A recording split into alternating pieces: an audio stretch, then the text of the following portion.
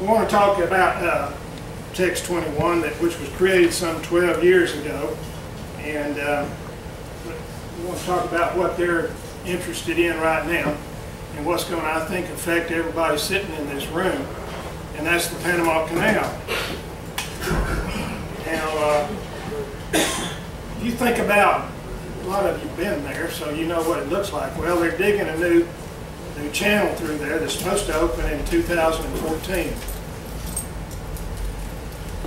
Right now, the bulk of the importing and the exporting hits the west coast because they have the deep ports. And this new channel is going to come in here and open up the Gulf Coast and the East Coast. Now, just for review, and y'all may all know this, you realize that the French were the ones who finally decided they could dig this ditch across Panama, and they started prior to 1900, and the figure that I have here says they spent $287 million in the 1890s. I don't know what that is equivalent to today. It's a bunch of money, and they managed to kill 22,000 people trying to build it. Well, they gave up, filed for bankruptcy, and then came along Theodore Roosevelt, who took this thing up, signed a treaty, and on May the 4th, 1904, they started construction, and they finished it in 1914. So we're not quite to the 100th anniversary of the opening, but we're getting pretty close. It is the year that we're supposed to open up this new channel through there.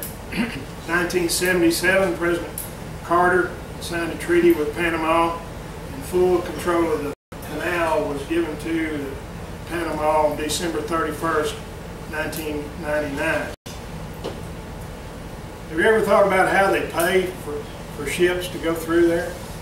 I never thought about it. The guy heard talk about it, said, well, nowadays, of course, all electronic and everything, they get their money before they ever hit it. But he said in the old days, that wasn't the case, and they didn't trust anybody. The ship came up there, he said, there's a guy came to the side of the ship with a bag, threw it over the bag, he was full of money. Okay, come on through.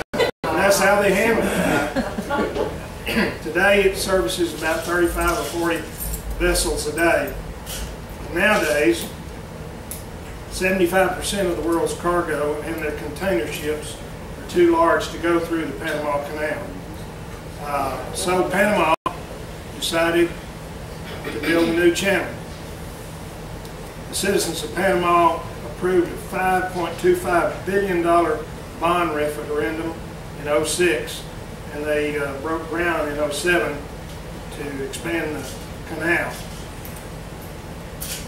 You might ask why can't you just dump it off on the west coast like they're doing now? Well, let me give you these figures. And as a general rule of thumb, it costs 10 cents a mile to ship a container by water on a ship. It costs a little over $2 a mile to ship that same container on a truck. Excuse me, on rail. And on a truck, it's more than $4 a mile. So there's a dramatic difference in cost per mile if you go by water. Now, for the Panama Canal, everything is, I had to learn this term, it's called TEUs, 20-foot equivalent, which is the size of these containers that they use. And the ships that fit through there right now are called Panamax ships. I'm about to number 20 if we can get to there. Okay. I can't believe we're together. We haven't done this, so it's we haven't practiced. This is an experiment. I may get Daffy Duck up here in a minute. The first giant container ship in 1988 was launched. Like I say, all these vessels now go to the west coast because that's where the deep ports are. Yeah, they can go around South America, and there's a couple of ports on the east side that they can get in, but a lot of those are military, so they're not able to just use it for civilian freight. And we'll go to 22. So what about the locks? Currently, you can see the smaller one there They're 1,000 feet long, 110 feet wide, and 42 feet deep. The new ones are 1,400 feet long, 180 feet wide, and 60 feet deep. Now, to give you a comparison, we go to the Texas State Capitol, which you should be familiar with. If you've been there, you've got an idea of the size of that building. Here we go. We're going to try this. Here you go.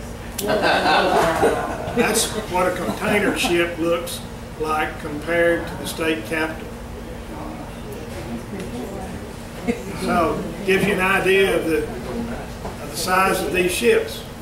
Now, are we ready to receive them on the Texas coast or anywhere on the Gulf Coast? And the answer is no. We've got lots of ports on the Gulf Coast. They range from middle 30-foot depths to nothing deeper than 50 feet, and I think that's the Houston ship channel, is 50 feet. And how deep was the mega ships? What the depth of the mega ship? No, depth of the ship channel. How deep are they? I think they like to have 52 feet minimum, but they'd rather have 55 or 60 before they'll pull in. And the Houston one is 50? In Houston, I think it's 50, so they're trying to scramble to get that made deep enough. The problem is it's not just the depth of the channel. They don't have anything in Houston, which is probably the biggest port, to offload them, because the cranes won't even reach all the way across the ship. So they've got to build something new there to be able to do that. But you can imagine looking at all these ports, and it's not just going to be Texas. I mean, Louisiana's going to get it. Some of the Florida ports are going to get it. So why would they want to come into to this part of the world rather than go in where they're going now? Because we're in the central United States, and you can fan everything out cheaper per dollar of transportation miles. And the railroads, as you might suspect, just really don't like this idea too well, because they get to train it all the way across the United States right now. So they've even battled it at times, and I guess to some degree still are. Now to talk to a little bit here about what you do once you get it to port. You know, they've got to go get these containers away from port, carry it somewhere.